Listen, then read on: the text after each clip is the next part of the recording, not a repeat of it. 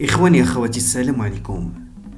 بمناسبة المباراة المهمة التي ستجمع يوم غد بين المنتخب المغربي ونظيره الزامبي برسم الجولة الثالثة من دور المجموعات عن المجموعة السادسة من كأس إفريقيا الكوت ديفوار 2023، حبينا نذكروا بتاريخ المواجهات اللي جمعت المنتخب الوطني المغربي بنظيره الزامبي.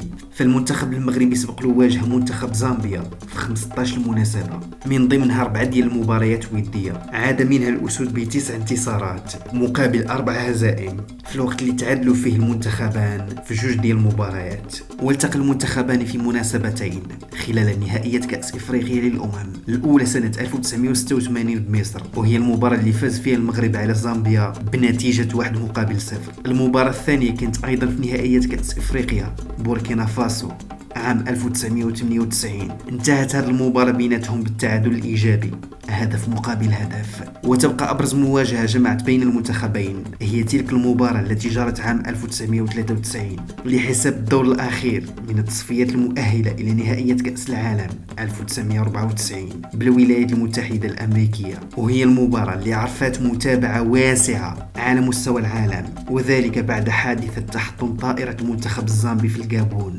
هذه المباراة نجح من خلالها المغرب في العبور للمونديال، وذلك بعد خسارته خارج الميدان بنتيجة 2-0، ثم فوزه في الرباط بنتيجة 1-0، وهو الهدف اللي سجله عبد السلام الغريسي برأسية جميلة لا زالت راسخة في الأذهان إلى اليوم.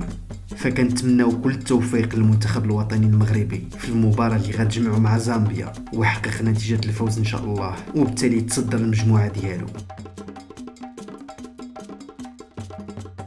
خوتي العزاز، ما تنساو دعمنا باللايكات، وإلا كنتو مازال ما مشاركينش في القناة فسأكون سعيد جدا باشتراككم معنا باش نقدروا نوصلوا بهذه القناة المغربية 100% للمستوى اللي بغينا.